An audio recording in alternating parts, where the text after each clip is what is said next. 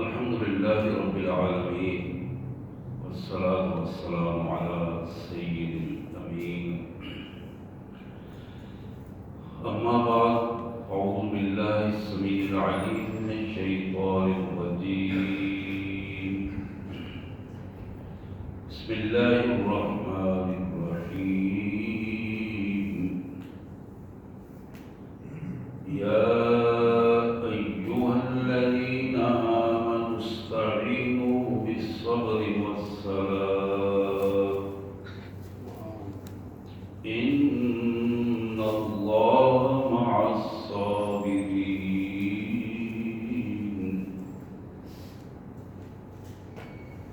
ولا تقولوا لمن يقتل في سبيل الله أموات بل أحياء ولكن لا تشعرون.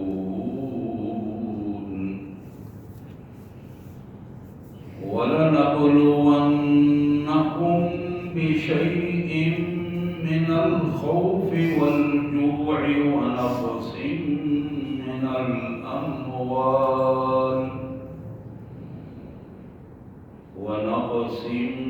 من الأموال والأنفس والثمرات وبشر الصابرين الذين إذا أصابتهم مصيبة قالوا إنا لله وإنا إليه راجعون. أولئك عليهم صلوات من ربهم ورحمة وأولئك هم المهتدون. آمنت بالله صدق الله العظيم. اللهم صل على سيدنا مولانا محمد وعلى آل سيدنا مولانا محمد كما صليت على إبراهيم وعلى آل إبراهيم إنك حميد مجيد. اللهم بارك على محمد وعلى آل محمد كما باركت على إبراهيم وعلى آل إبراهيم إنك حميد مجيد. اللهم صل على جميع الأنبياء والمرسلين وعلى الملائكة المقربين وعلى سائر الصحابة والتابعين وعلى عباد الله الصالحين. اللہ کے پاک کلام قرآن مجید میں یہ دوسرا پارہ ہے اور سورہ البقرہ. دوسرے پارے کا یہ تیسرا رکوع ہے جس کی ابتدائی آیات میں نے آپ کے سامنے تلاوت کی ہے، اور یہ سورہ البقرہ کی آیت نمبر 154 سے 157 تک بڑی معروف آیات مبارکہ ہیں. آئیے سب سے پہلے ان کا ترجمہ اور مفہوم، پھر انشاءاللہ اس کے پس منظر میں مختصر سی گفتگو.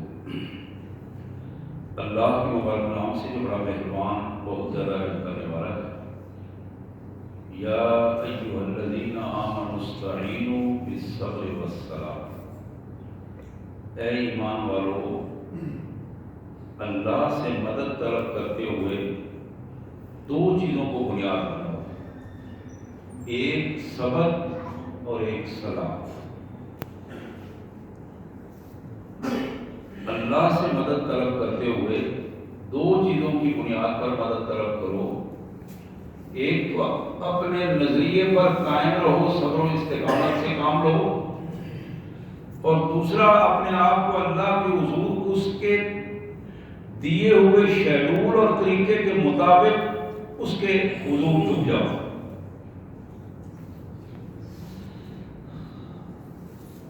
ان اللہ مع الصابرین،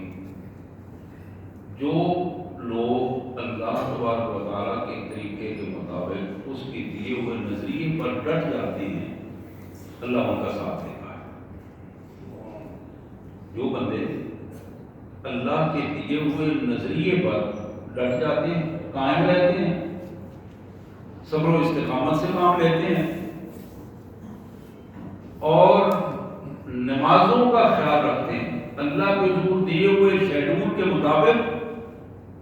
سب سے پہلے وہاں پہنچتے ہیں، یہ وہ لوگ ہیں ان اللہ مع الصابرین، اللہ ان کا ساتھ دیتا ہے، ان کو کبھی اکیلا نہیں چھوڑتا۔ وَلَا تَقُولُوا لِمَنْ يُقْتَلُ فِي سَبِيلِ اللَّهِ أَمْوَاتٌ، لوگوں جو اللہ کی راہ میں مارے جائیں تم ان کو مردہ نہ کہنا، جو اللہ کی راہ میں مارے جائیں تم ان کو مردہ نہ کہنا، بل احیاء، حقیقت یہ ہے وہ تو زندہ ہے، ولکن لا تشعرون، لیکن تمہیں ان کی زندگی کا حقیقی شعور نہیں ہے۔ وَلَنَبْلُوَنَّكُمْ بِشَيْءٍ مِّنَ الْخَوْفِ، اور ہم تمہیں ضرور آزمائیں گے، کبھی خوف کا کوئی انداز دے کر، والجوع، کبھی بھوک سے آزما لیں گے، وَنَقْصٍ مِّنَ الْأَمْوَالِ، کبھی تمہارے مالوں کا نقصان ہوگا تو یہ بھی تمہاری آزمائش ہوگی، وَالْأَنفُسِ، اور کبھی تمہیں محسوس ہوگا کہ یہ بے وقت موت ہے، نعوذ باللہ، وہ بے وقت موت جو تمہیں محسوس ہوگی وہ تمہاری آزمائش ہے، اللہ کے ہاں وہ وقت کی ہی موت تھی، وَالْأَنفُسِ، یعنی تمہاری جانوں کو لے کر ہم تمہیں آزمائیں گے، وَالثَّمَرَاتِ، اور تمہاری کھیتیاں اور تمہارے باغات اور تمہارے فصلیں، ان میں بھی تمہاری آزمائش ہوگی، وَبَشِّرِ الصَّابِرِينَ، جو لوگ اس آزمائش میں پورے اتریں گے، صبر و استقامت سے کام لیں گے، جزا فضا اور واویلا نہیں کریں گے، اللہ کا شکر ادا کریں گے، ایسے لوگوں کے لیے بڑی خوشخبریاں ہیں، بہت کچھ انعامات ہیں، بڑے بڑے تحائف ہیں، وَبَشِّرِ الصَّابِرِينَ، میرے رسول ایسے صبر کرنے والے لوگوں کو خوشخبری دیجیے۔ یہ کون لوگ ہیں؟ الذین اذا اصابتہم مصیبہ، جب ان پر کوئی بڑی آزمائش آ جاتی ہے، قالوا انا للہ وانا الیہ راجعون، تو پھر بے ساختہ ان کی زبانوں سے ایک ہی جملہ نکلتا ہے، انا للہ وانا الیہ راجعون۔ یہ مصیبت چھوٹی ہو یا بڑی، حالات کچھ بھی ہوں، وہ جزا فضا کرنے کی بجائے، زبان کھولنے کی بجائے، ہاتھ پاؤں ملانے کی بجائے، بے ساختہ ان کی زبان سے ایک جملہ نکلتا ہے، اور وہ جملہ یہ ہے، انا للہ وانا الیہ راجعون، ہم تو اللہ ہی کے لیے، اور یہ تو ہم دنیا میں ہیں، اور یہ جس آزمائش کی بات ہم سے ہوئی ہے ہم تو خود اس کے حضور جانے والے ہیں، تو آزمائش کی تو بات ہی ہوئی ہے، وَإِنَّا إِلَيْهِ رَاجِعُونَ، ہمیں خود اس کے پاس جانا ہے۔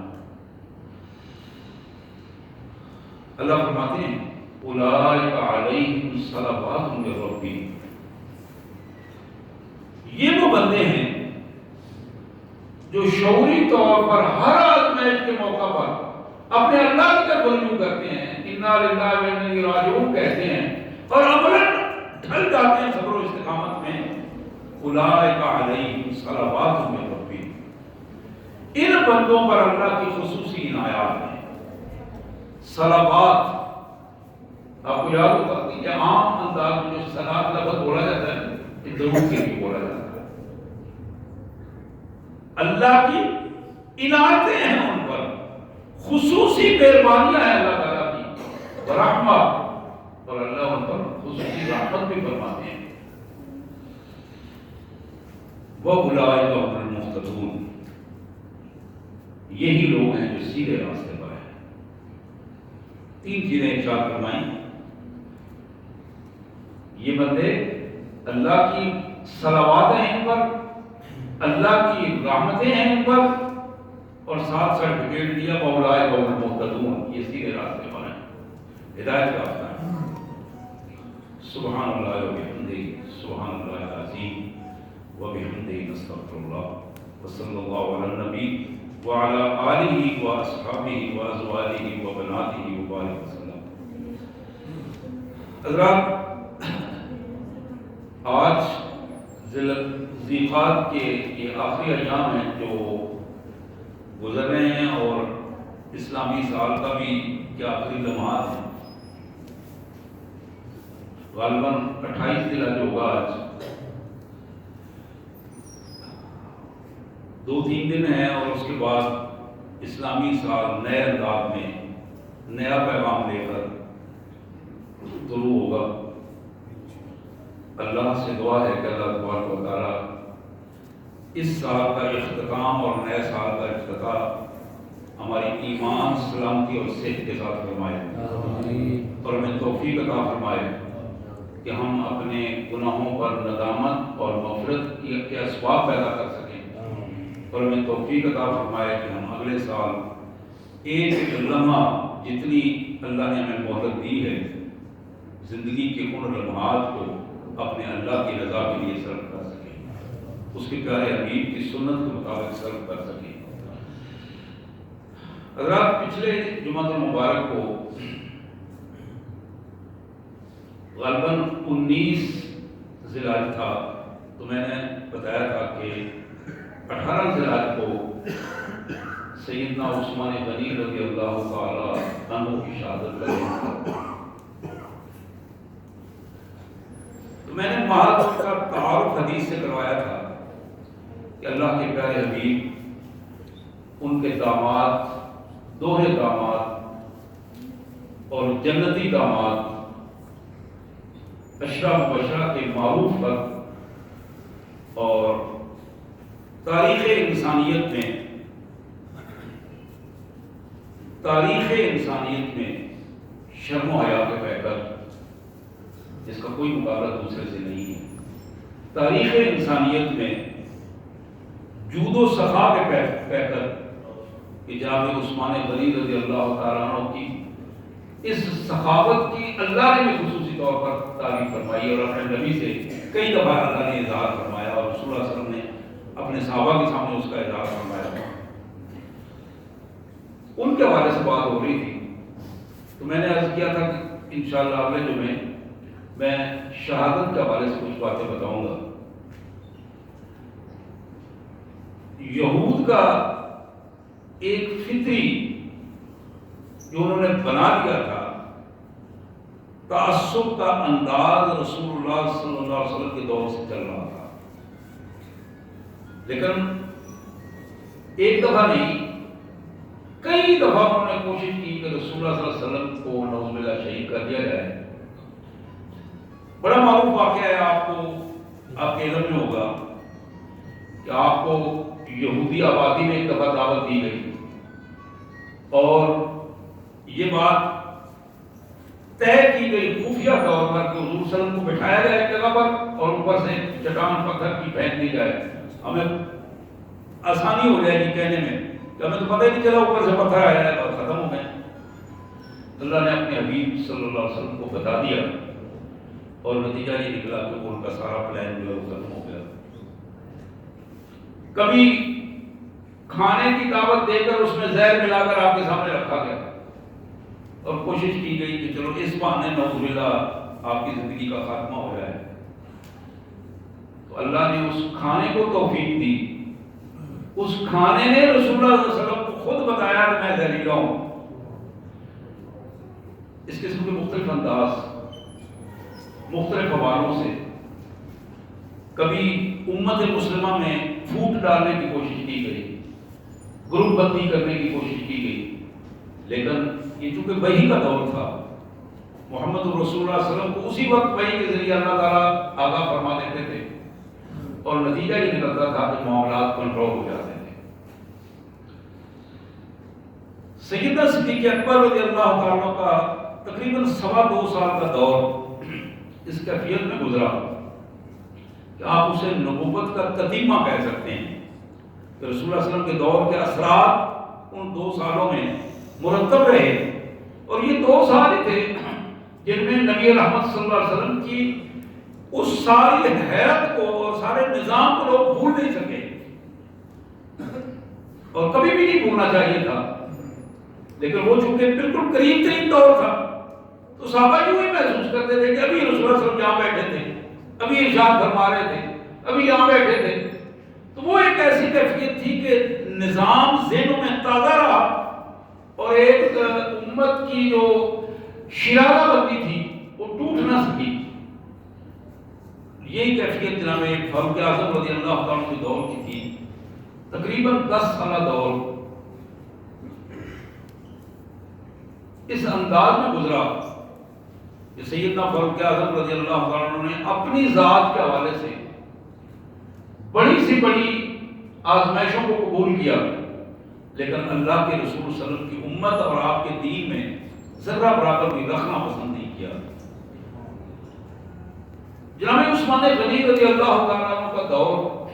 تقریباً 12 سال پر مشتمل ہے. پہلے 10 سال بڑا پرامن دور رہا، بڑی فتوحات ہوئی. آپ فتوحات کا اندازہ کر سکتے ہیں کہ آج جو روس کے ساتھ ریاستیں ہیں،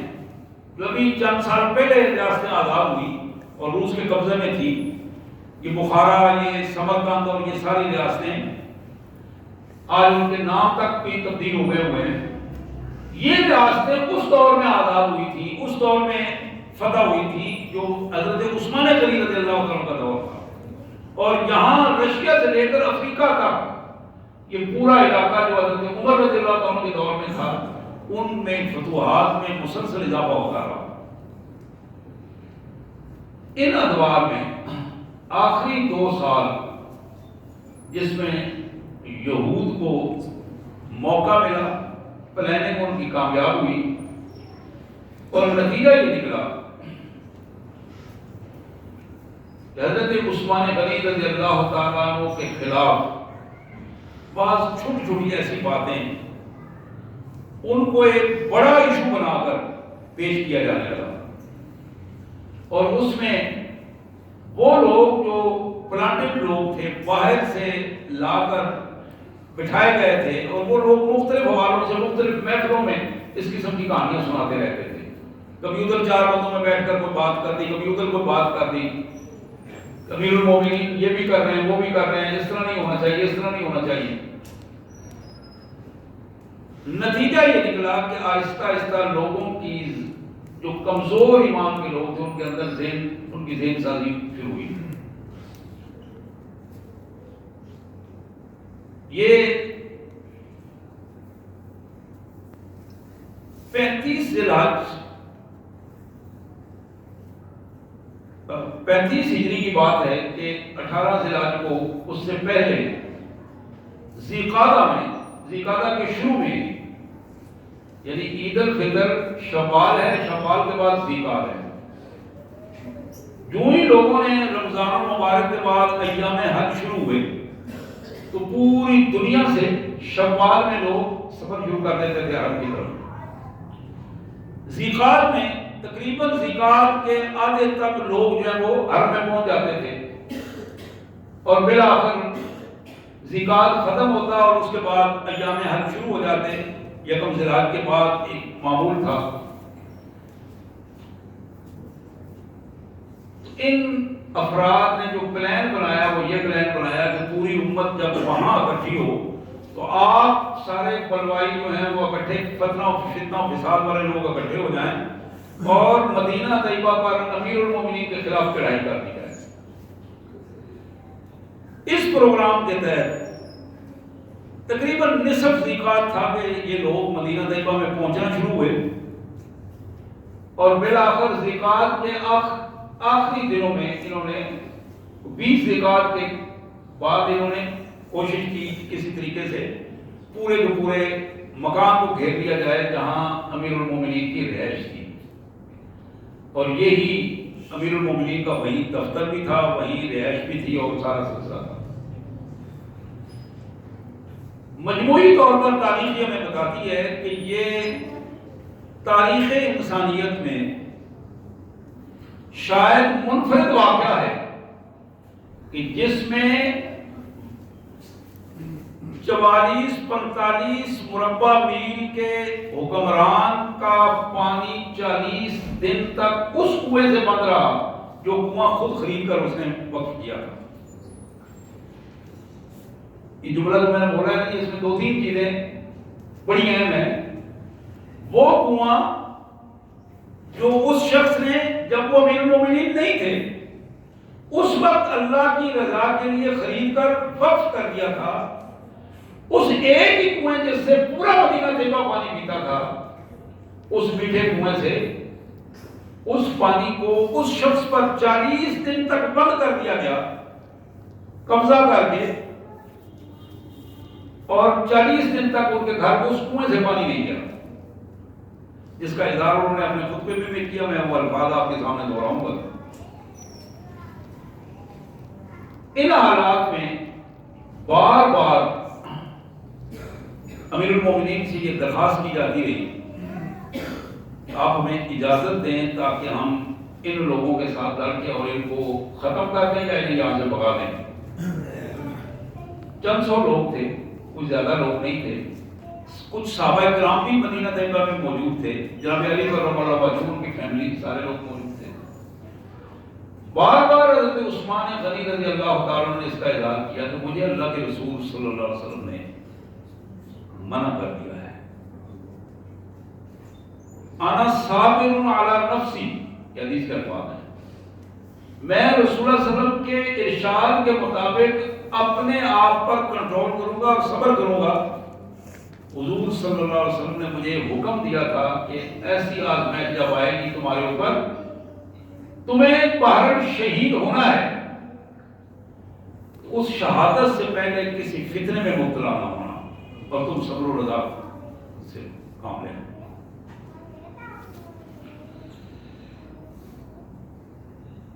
جناب مشکات کے جو معروف مصنف ہیں، انہوں نے ایک بڑی معروف حدیث مبارک وہاں ذکر کی، ترمذی میں بھی ایک حدیث مبارک ذکر کی کہ رسول کائنات صلی اللہ علیہ وسلم تشریف فرما تھے۔ مرہ بن کعب کہتے ہیں کہ حضور صلی اللہ علیہ وسلم بیٹھے ہوئے، آپ نے امت پر اپنے بعد مختلف فتنوں کا ذکر کیا، آزمائشوں کا ذکر کیا کہ میری امت پر میرے بعد اس طرح فتنے اور آزمائشیں آئیں گی۔ فمر رجل مقنع فی ثوب، تو وہاں سے ایک آدمی دور سے آ رہا تھا لیکن اس نے اوپر اپنے کپڑا لیا ہوا تھا۔ حضور صلی اللہ علیہ وسلم نے فرمایا ھذا یومئذ علی الہدی، جب میری امت میں میرے بعد بڑا فتنہ برپا ہوگا تو یہ وہ شخص ہے جو ہدایت پر ہوگا، سیدھے راستے پر ہوگا۔ قلنا فَإِذَا هُوَ عثمان، تو مرہ کہتے ہیں کہ میں نے جا کے دیکھا یہ بندہ کون ہے، تو حضرت عثمان غنی رضی اللہ تعالیٰ عنہ تھے۔ کہتے ہیں کہ میں نے کپڑا چہرے سے ہٹا کر رسول اللہ صلی اللہ علیہ وسلم کی طرف حضرت عثمان کا چہرہ کیا اور میں نے عرض کیا رسول ان کے بارے میں آپ کہہ رہے تھے؟ حضور نے فرمایا ہاں یہی وہ بندہ ہے جو کل مشکل وقت میں جب آزمائش بالکل طے ہو جائے گی، آزمائش چھا جائے گی، اس وقت ان آزمائش میں، اس فتنے کے دور میں یہ نوجوان ہے جو ہدایت پر رہے گا اور اپنے استقامت پر ہوگا۔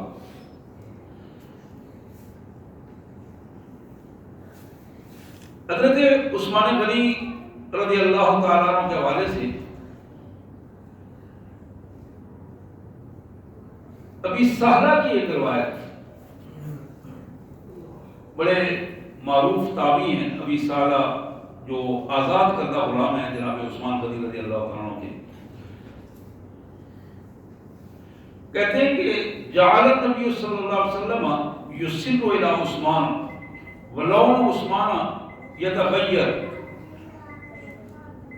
میں نے دیکھا کہ نبی رحمت صلی اللہ علیہ وسلم جناب عثمان غنی رضی اللہ تعالی عنہ کے جناب عثمان غنی رضی اللہ تعالی عنہ کے کان میں آہستہ سی کوئی بات آپ نے کی، اور میں نے دیکھا کہ حضرت عثمان غنی رضی اللہ تعالی عنہ کا چہرے کا رنگ تبدیل ہو رہا ہے،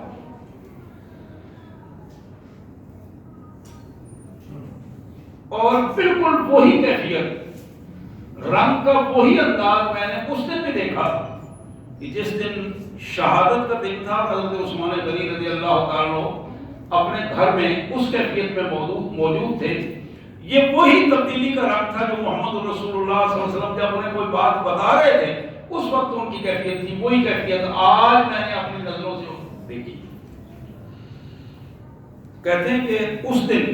قلنا اللہ نقاتل، تو ہم نے جا کے عرض کی حضرت عثمان سے کہ حضرت امیر المومنین ہمیں اجازت دیں، ہم ان سے لڑائی کریں، ہم ان کو بگائیں، یہ لوگ ظالم لوگ یہاں اکٹھے ہو گئے ہیں۔ تو آپ قال اللہ، آپ نے فرمایا نہیں، میں اس کی اجازت نہیں دوں گا۔ ان رسول اللہ صلی اللہ علیہ وسلم عہد الی امرا، اس معاملے میں اللہ کے رسول صلی اللہ علیہ وسلم نے مجھ سے عہد لیا ہے، وعدہ کیا ہے، فانا صابر نفسی، تو میں اس وعدے پہ قائم ہوں، میری جان پر جتنا بھی کوئی ظلم ہوگا میں اس کو برداشت کروں گا، لیکن میں اپنے وعدے کے خلاف نہیں کروں گا جو اللہ کے رسول صلی اللہ علیہ وسلم نے صبر و استقامت کا وعدہ مجھ سے لیا۔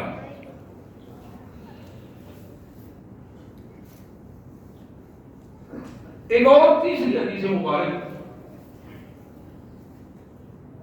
اس سے پہلے یہ بات بھی ہمارے ذہن میں رہنی چاہیے کہ صحابہ کرام نے اپنے انداز میں حضرت عثمان غنی رضی اللہ تعالیٰ عنہ کو اجازت لڑائی کی تو انہوں نے نہیں دی، لیکن ان کی حفاظت کے حوالے سے اپنی خدمات پیش کی، جن میں خصوصاً حضرت علی کرم اللہ وجہہ کا بڑا بنیادی کردار ہے۔ آپ کے دونوں بیٹے جناب حسن اور جناب حسین رضوان اللہ علیہم اجمعین، مین دروازہ جو تھا وہاں جو پہرا دینے والے افراد تھے سیکورٹی کے، ان دو افراد یہ وہاں کھڑے تھے، دونوں نوجوان، اور شہادت کے دن جب باہر سے تیر اندازی شروع ہوئی تو پہلا تیر جو لگا وہ حضرت حسن کو لگا، حضرت حسن زخمی ہوئے، اور حضرت حسن کے زخمی ہونے کے بعد دوسرا تیر جو لگا وہ کمبر نامی حضرت علی رضی اللہ عنہ کا غلام تھا، اس کو لگا جو دروازے کے اندر کھڑا تھا۔ پھر اس کے بعد تیر اندازی شروع ہوئی، تو یہ جو تیر انداز تھے ان کا ذہن یہ تھا کہ جو ہی حضرت حسن زخمی ہوئے فوراً اب اپنے اس ناپاک ارادوں کو مکمل کرو، ایسا نہ ہو کہ یہاں تو بنو امیہ کے خلاف ہم کھڑے ہوئے ہیں اور حسن کے زخمی ہونے کے بعد بنو ہاشم ہمارے اوپر پائپ سے حملہ کر دیں، اور نتیجہ یہ نکلے کہ ایک نئی جنگ شروع ہو جائے اور ہمیں یہاں سے ناکام واپس لوٹنا پڑے۔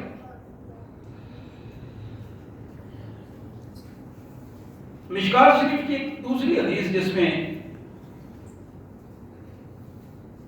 حضرت عثمان غنی رضی اللہ تعالیٰ عنہ جمعہ المبارک کے دن، جمعہ کا دن تھا 18 ذوالحجہ کو، آپ تھوڑا آرام کر کے جب اٹھے تو آپ نے اپنی زوجہ محترمہ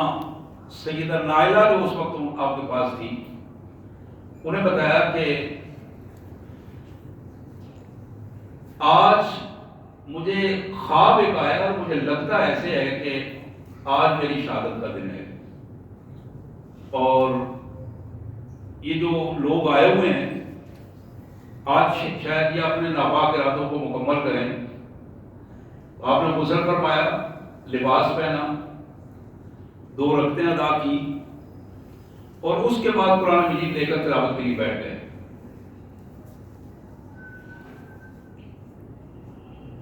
یہ وہ خواب تھا جو رسول کائنات صلی اللہ علیہ وسلم، حضرت عثمان نے دیکھا کہ حضور صلی اللہ علیہ وسلم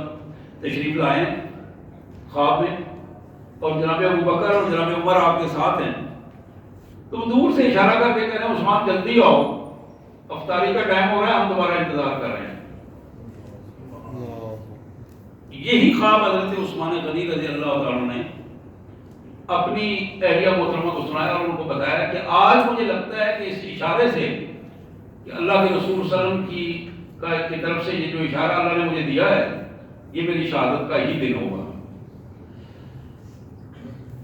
اور پھر ایک ایسی کیفیت، آپ کے گھر میں جو دوسرے لوگ موجود تھے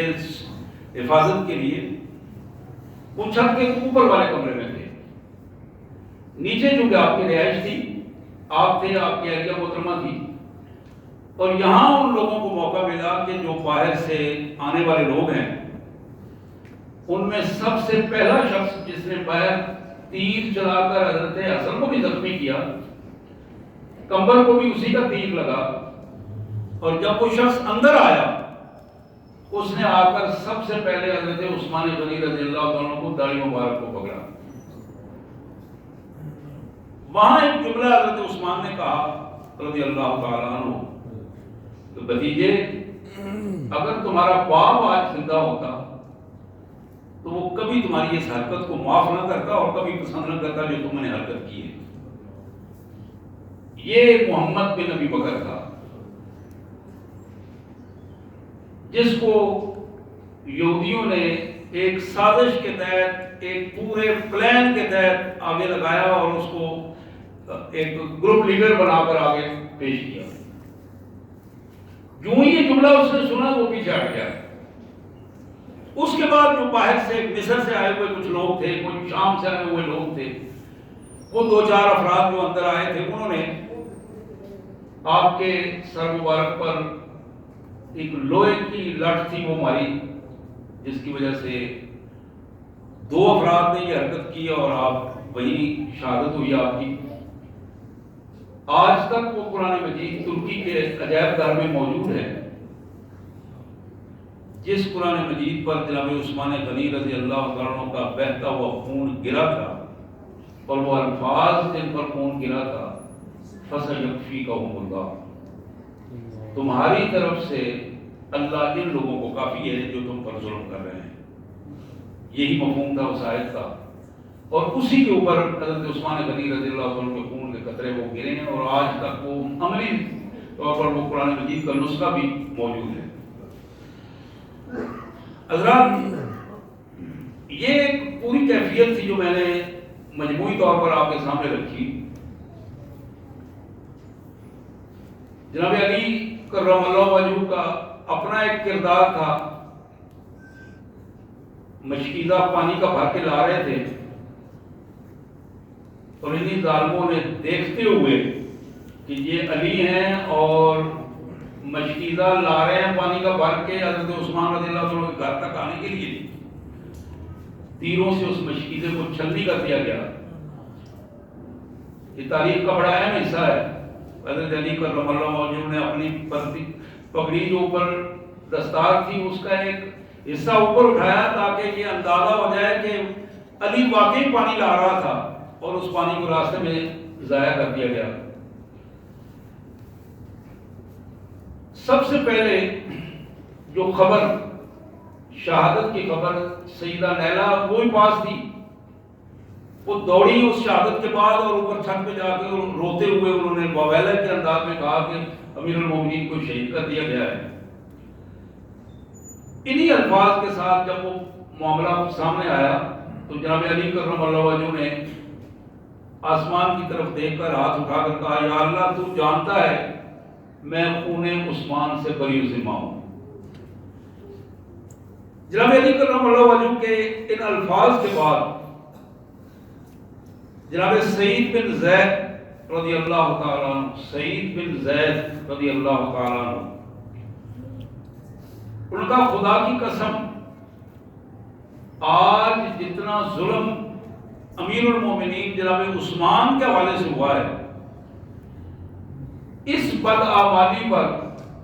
اگر آسمان سے پتھر برسیں اور پتھر مار مار کر ان کو قربانیوں کو مار دیا جائے تو یہ عین انصاف ہوگا، اس میں ذرہ برابر بھی کوئی، یہ اللہ کی مرضی ہے کہ اللہ نے کیوں معاف کیا ہے اور یا اس کو کیوں ڈیلے کیا ہے اجل تک، لیکن ان ظالموں کا ان کا حل یہ تھا کہ ان کے اوپر پتھر برسائے جاتے اور انہیں ٹکڑے ٹکڑے کر دیا جاتا۔ اسی طرح حضرت ابن عباس، عبداللہ بن عباس رضی اللہ تعالیٰ عنہ کا یہ جملہ تاریخ میں نوٹ کیا گیا، انہوں نے کہا کہ خدا کی قسم اگر خون عثمان کا مطالبہ بھی نہ کیا جاتا، یعنی شہید امیر المومنین کے خون کا مطالبہ اور اس کا انصاف کے حوالے سے بات نہ کی جاتی تو پھر مجھے یقین تھا کہ آسمان سے پتھر برستے اور اس قوم کو غرق کر دیا جاتا۔ اور ایک بڑا تاریخی جملہ جو جناب انس بن مالک رضی اللہ تعالیٰ عنہ کے حوالے سے ہے، انہوں نے امت مسلمہ کے افراد کو مخاطب ہوتے ہوئے کہا کہ لوگوں، رسول اللہ صلی اللہ علیہ وسلم کے بعد اب تک جو تلوار نیام میں تھی اب وہ نیام سے باہر آئی ہے، اور نتیجہ یہ نکلا ہے کہ داماد رسول کو شہید کر دیا گیا، امیر المومنین کو شہید کر دیا گیا۔ اب میرا وجدان یہ کہتا ہے کہ جو تلوار داماد رسول کے خون سے رنگین ہوئی ہے یہ کبھی اب نیام میں واپس نہیں جائے گی۔ مسلمانوں میں اسی انداز کی خرفشاریاں، فتنے اور آزمائشوں کا ایک دور ہے جو یہاں سے شروع ہوگا، جس دور کو حضرت عثمان نے اپنے خون سے روکنے کی کوشش کی،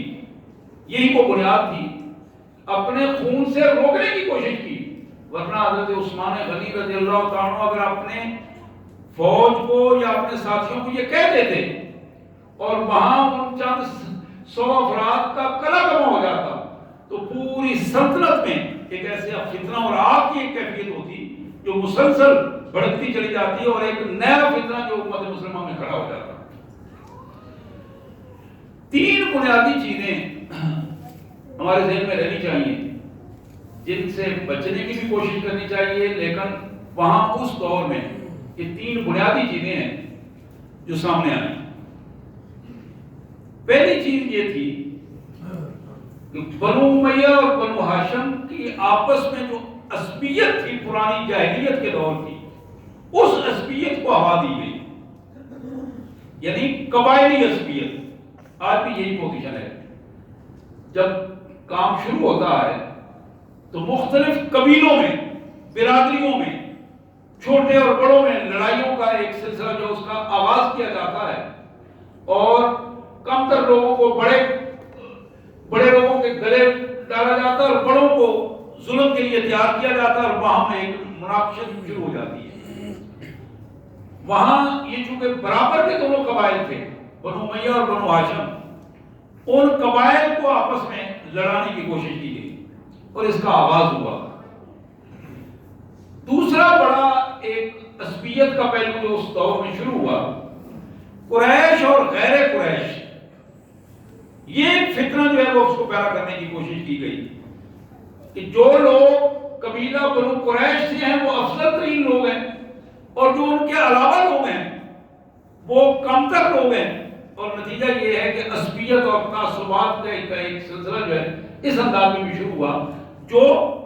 قریش اور بالخصوص بنو ہاشم کے خلاف ایک نظام جو ہے وہ ایک مخالفت کے اسباب شروع ہو گئے۔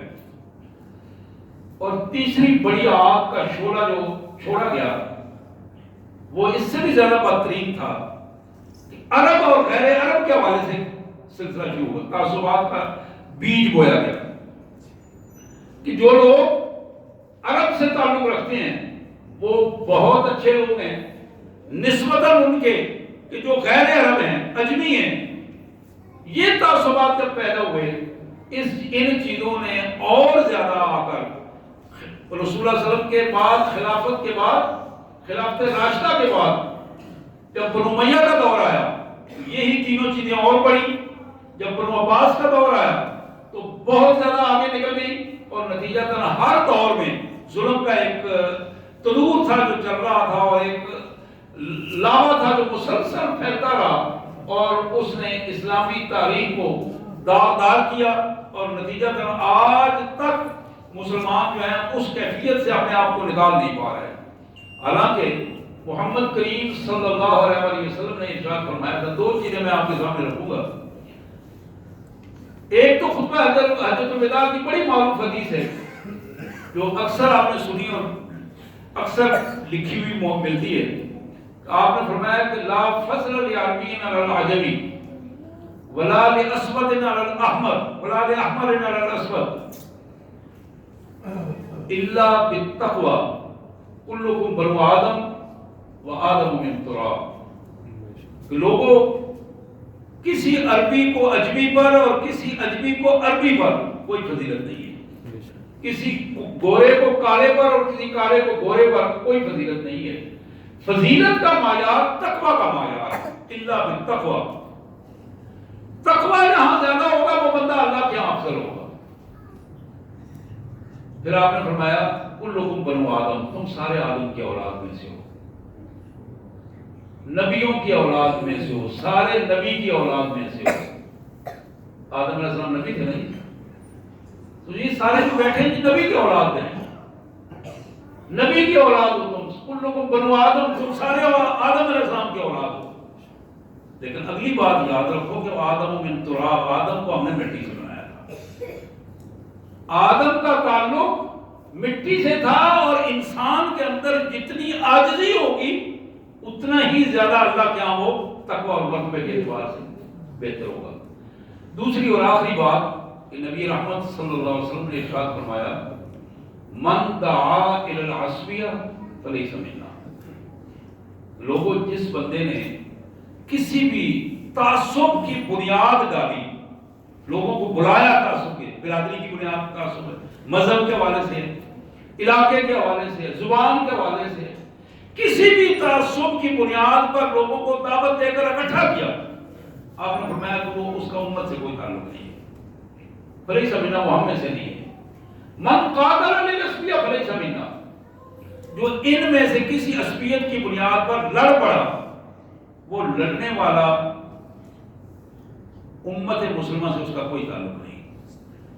मन माता अल अस्बिया फलैसा मिन्ना, जो लड़ते हुए मर गया वो शहीद नहीं, मरदूद है, उसका मोहम्मद रसूलुल्लाह की उम्मत से कोई ताल्लुक नहीं है।